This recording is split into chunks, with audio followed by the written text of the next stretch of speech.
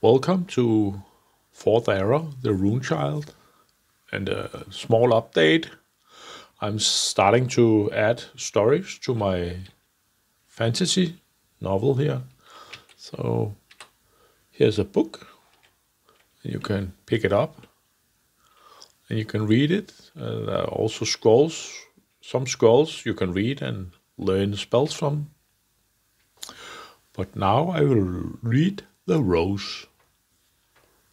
The book was old, and the first couple of pages were missing.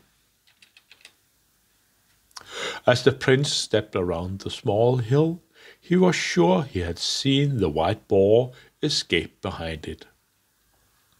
The small grove was covered with green bushes, and the light was fading. He heard something inside it. His small footman's lance was in his right hand, the shield held low so he could scan for the boar. He entered the grove, finding not the white boar, but a small, scared girl, watching him, saying nothing. The child was maybe 10 years old, with her leg caught between a falling tree trunk and a large grey boulder. After scanning for the boar to make sure it was away, he approached her, watching her frightened green eyes. He placed the lance between the fallen tree trunk and the boulder and forced the two apart so the girl could escape. Her whimper was more that of a wounded child, and the prince thought that maybe she was feral. But her leg was broken, so he helped her up. She pointed towards the south, and he picked her up. After an hour, they came to an old tower, with the roof nearly missing and the wall leaning at a strange angle. The child's mother was happy the girl had been saved and offered the prince a bed for the night. She enchanted or seduced him in some way, I think, and laid with him that night and many nights after. He told me this the night after his mother had passed away. He was drunk, very drunk. I would sometimes watch him from the city walls. The daylight began to fade as he rode towards the south. He would return the next morning, smiling, enchanted, or maybe just drunk on love.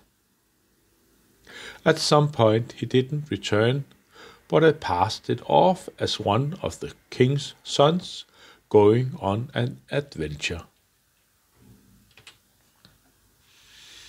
After a week, the king began to grow nervous, first sending out scouts, then entire search parties.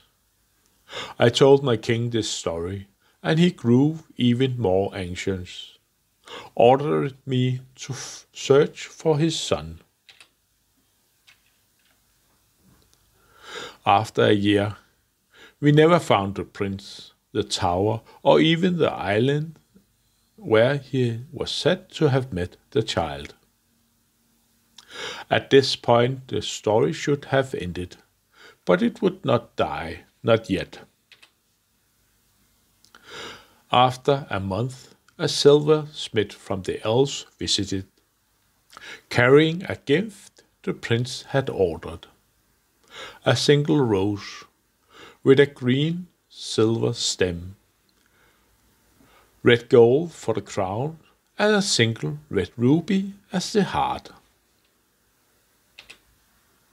It was enchanted with a powerful spell, a protection against petrification. I searched the old books for what creature could fit with those things he had told me. Maybe this old servant should just give up, but my king gave me an order. Find my son, or find out what happened.